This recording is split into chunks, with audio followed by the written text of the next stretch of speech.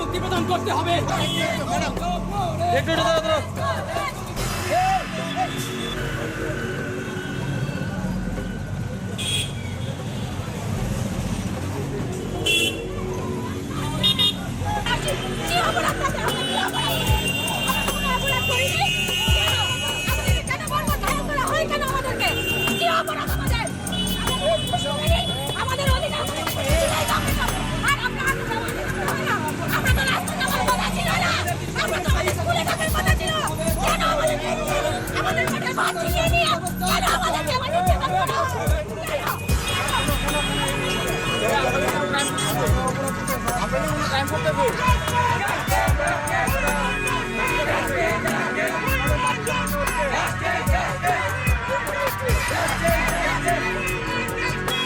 রাজ্যের মাননীয় মুখ্যমন্ত্রী আমাদেরকে প্রতিশ্রুতি দিয়েছিলেন আমাদের 2 মাসের মধ্যে আমাদের চাকরির স্থায়ী ব্যবস্থা করবেন, কিন্তু সেই 2 মাস অতিক্রান্ত হওয়ার পরে আমরা 51 দিনের গণ অবস্থানে আমাদের উপর বর্বরভাবে লাঠিচার্জ, জল কামান ইত্যাদি করার পরে আরও প্রায় 1 বছর অতিক্রান্ত হলো, উনি ওনার প্রতিশ্রুতির দিকে ফিরেও তাকাচ্ছেন না। আমাদের ধৈর্যের বাঁধ ভেঙে যাচ্ছে। এই অবস্থায় আমরা বেতনহীন, আমাদের আত্মহত্যা করে, অসুখে, দুর্ভোগে, টেনশনে, ব্রেন স্ট্রোক করে মারা যাচ্ছেন। এই যে 129 জন এখন অবধি আমাদের শিক্ষক শিক্ষিকা প্রয়াত হয়েছেন, সেই দায় কি মুখ্যমন্ত্রী এড়াতে পারেন? আমরা কি ঘরে বসে থাকতে পারি? আমাদের এইভাবে মৃত্যু পদযাত্রী আমাদের শিক্ষক শিক্ষিকা দেখে। আমাদের শিক্ষক শিক্ষিকার মধ্যে কেউ বা মাছ বিক্রি করছেন, 7 বছর 10 বছর এই রাজ্যে শিক্ষকতা করে এই রাজ্যের যে শিক্ষা ব্যবস্থাকে আমরা যেভাবে উন্নতি করেছিলাম, রাজ্যের শিক্ষা ক্ষেত্রে যে পরিকাঠামো তৈরি হয়েছিল, সেই পরিকাঠামোকে সচল রাখার জন্য আমরা যারা 10,323 শিক্ষক শিক্ষিকা, আমরা ছাত্রছাত্রীদের এবং রাজ্যের শিক্ষা ব্যবস্থাকে আরও এগিয়ে নিয়ে যাওয়ার জন্য আপ্রাণ চেষ্টা করে গেছি। আমাদের কোনো খামতি ছিল না। সেই জায়গায় দাঁড়িয়ে রাজ্যের মাননীয় মুখ্যমন্ত্রী আমাদেরকে বলেছিলেন উনি প্রতিশ্রুতি রক্ষা করবেন, উনি করেননি।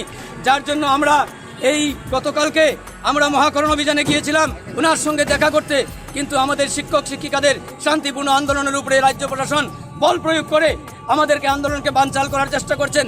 ইতিমধ্যে আমাদের যে সমস্ত শিক্ষক শিক্ষিকাদেরকে এডিনগর পুলিশ ফাঁড়িতে অবৈধভাবে আটকে রেখেছেন, ওনারা তো কোনো অপরাধ করেননি, কোনো ক্রাইম করেননি, কোনো ভায়োলেশন করেননি, ল অ্যান্ড অর্ডারের কোনো ক্ষতি করেননি, কারো কোনো সরকারি সম্পত্তি বা প্রাইভেট সম্পত্তির তো কোনো ক্ষতি করেননি, নিজের অধিকারের দাবিতে আন্দোলন করেছিলেন। এইভাবে এই মানবিকতা না দেখিয়ে আমাদের শিক্ষক শিক্ষিকাকে এডিনগর পুলিশ ফাঁড়িতে এখন অবধি আটকে রাখা হচ্ছে। এই তাদের নিঃশর্ত অবিলম্বে তাদের নিঃশর্ত মুক্তি প্রদানের দাবিতে এবং আমাদের স্থায়ী চাকুরির ব্যবস্থা, আমাদের মৃত পরিবারে একটি করে স্থায়ী চাকুরি এবং সরকার তার প্রতিশ্রুতি রক্ষার দাবিতে আমাদের এই আজকের এই এজিটেশন আমরা করছি। আমাদের এই আন্দোলন শেষ হবে না। রাজ্য সরকার যদি অবিলম্বে পালন না করে আগামী দিনে আরও বৃহত্তর আন্দোলন করতে আমরা পিছপা হব না। এতে যদি আমাদের আরও কোনো ক্ষতি হয়, আমরা আরও যদি লাঠির আঘাত সহ্য করতে হয়, আমাদের করতে হবে, কারণ এই লড়াই আমাদের বাঁচার লড়াই।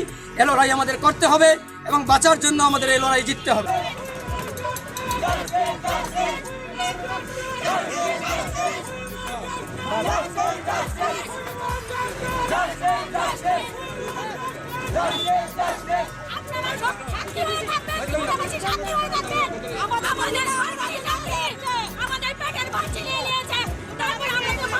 আমাদের